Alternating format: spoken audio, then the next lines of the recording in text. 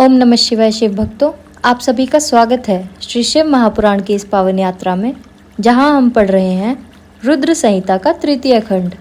आज का अध्याय है शिव के विरह से पार्वती का शोक तथा नारद जी के द्वारा उन्हें तपस्या के लिए उपदेश पूर्वक पंचाक्षर मंत्र की प्राप्ति। नारद जी बोले, दयानिधे, मदन दहन के पश्चात गिरिराज नंदिनी पार्वती देवी ने क्या किया? वे अपनी दोनों सखियों के साथ कहाँ गई? यह सब मुझे बताइए। ब्रह्मा जी ने कहा, भगवान शंकर के नेत्र से उत्पन्न हुई आग ने जब कामदेव को दग्ध किया, तब वहां महान अद्भुत शब्द प्रकट हुआ, जिससे सारा आकाश गूंज उठा।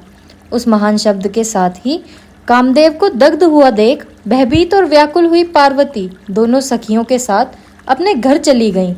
उस शब्द से परिवार सहित हिमवान भी बड़े विस्मय में पड़ गए और वहां गई हुई अपनी पुत्री का स्मरण करके उन्हें बड़ा क्लेश हुआ। इतने में ही पार्वती दूर से आती हुई दिखाई दी। वे शंभू के विरह से रो रही थी। अपनी पुत्री को अत्यंत विवल हुई देख शैलराज हिमवान को बड़ा शोक हुआ और वे शीघ्र ही उसके पास जा पहुंचे। फिर वे हाथ से उसकी दोनों आंखें पोंछकर बोले, शिवे, डरो मत, रो मत। ऐसा कहकर अचलेश्वर हिमवान ने अत्यंत विवल हुई पार्वती को शीघ्र ही गोद में उठा लिया और उसे सांत्वना देते हुए अपने घर ले आए। कामदेव का दाह करके महादेव जी अदृश्य हो गए थे, अतः उनके विरह से पार्वती अत्यंत व्याकुल हो उठी थी। उन्हें कहीं भी सुख या शांति नहीं मिलती थी। पिता के घर जाकर जब वे अपनी माता से मिली, उस समय पार्वती शिवा ने अपना एक नया जन्म हुआ माना।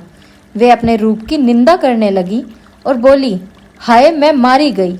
सखियों के समझाने पर भी वे गिरिराज कुमारी कुछ नहीं समझ पाती थी। वे सोते, जागते, खाते, पीते, नहाते, धोते, चलते फिरते और सखियों के बीच में खड़े होते समय भी कभी किंचन मात्र भी सुख का अनुभव नहीं करती थी। मेरे स्वरूप तथा जन्म कर्म को धिक्कार है, ऐसा कहती हुई वे सदा महादेव जी की प्रत्येक चेष्टा का चिंतन करती थी। इस प्रकार पार्वती भगवान शिव के विरह से मन ही मन अत्यंत क्लेश का अनुभव करती और किंचन मात्र भी सुख नहीं पाती थी। वे सदा शिव शिव का जप किया करती थी।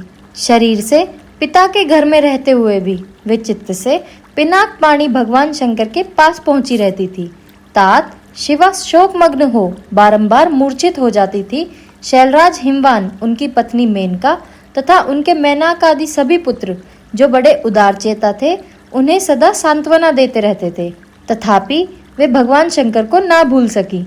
बुद्धिमान देवर्षे तदंतर एक दिन इंद्र की प्रेरणा से इच्छा अनुसार घूमते हुए तुम हिमालय पर्वत पर गए।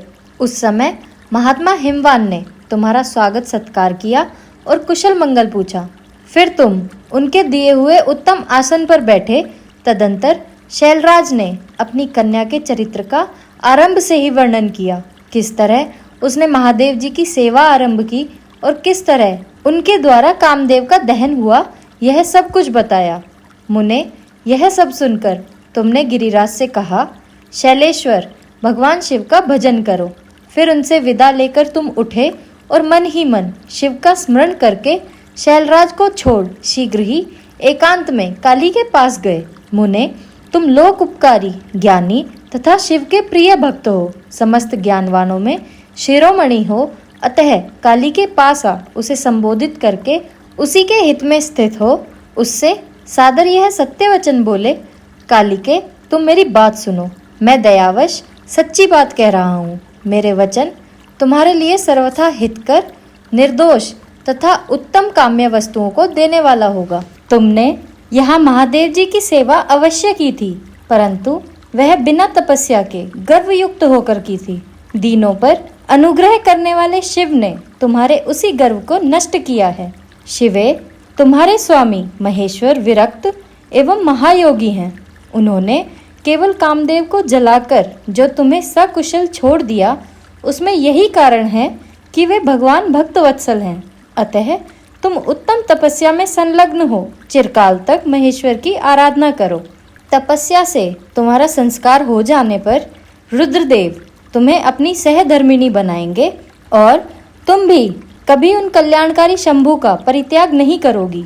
देवी, तुम हठ पूर्वक शिव को अपनाने का यत्न करो। शिव के सिवा दूसरे किसी को अपना पति स्वीकार ना करना।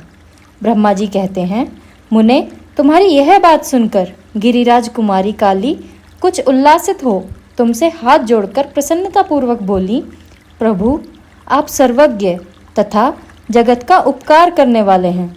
मुने, मुझे रुद्र की आराधना के लिए कोई मंत्र दीजिए। ब्रह्मा जी कहते हैं, नारद, पार्वती का यह वचन सुनकर तुमने पंचाक्षर शिव मंत्र ओम नमः शिवाय का उन्हें विधि पूर्वक उपदेश दिया। साथ ही उस मंत्र राज में श्रद्धा उत्पन्न करने के लिए तुमने उसका सबसे अधिक प्रभाव बताया। तुमने कहा, देवी, इस मंत्र का परम अद्भुत प्रभाव सुनो। इसके श्रवण मात्र से भगवान शंकर प्रसन्न हो जाते हैं। यह मंत्र सब मंत्रों का राजा और मनोवांछित फल को देने वाला है। भगवान शंकर को बहुत ही प्रिय है तथा साधक को भोग और मोक्ष देने में समर्थ है। सौभाग्यशालिनी, इस मंत्र का विधि पूर्वक जप करने से तुम्हारे द्वारा आराधित हुए भगवान शिव अवश्य और शीघ्र तुम्हारी आंखों के सामने प्रकट हो जाएंगे। शिवे, शौच संतोष आदि नियमों में तत्पर रहकर भगवान शिव के स्वरूप का चिंतन करती हुई तुम पंचाक्षर मंत्र का जप करो। इससे आराध्य देव शिव शीघ्र ही संतुष्ट होंगे। साध्वी, इस तरह तपस्या करो। तपस्या से महेश्वर वश में हो जाते हैं। तपस्या से ही सबको मनोवांछित फल की प्राप्ति होती है, अन्यथा नहीं। ब्रह्मा जी कहते हैं, नारद, तुम भगवान शिव के प्रिय भक्त और इच्छा अनुसार विचरने वाले हो। तुमने काली से उपयुक्त बात कहकर देवताओं के हित में तत्पर हो स्वर्गलोक को प्रस्थान किया। तुम्हारी बात सुनकर उस समय पार्वती बहुत प्रसन्न हुई। उन्हें परम उत्तम पंचाक्षर मंत्र प्राप्त हो गया था। हमारा यह अध्याय यही समाप्त होता है। कल हम पढ़ेंगे पार्वती के द्वारा कठोर तपस्या।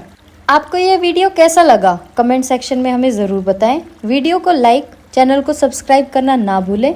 इससे हमें इस ज्ञान को दूसरों तक पहुंचाने में मदद मिलती है। हर हर महादेव।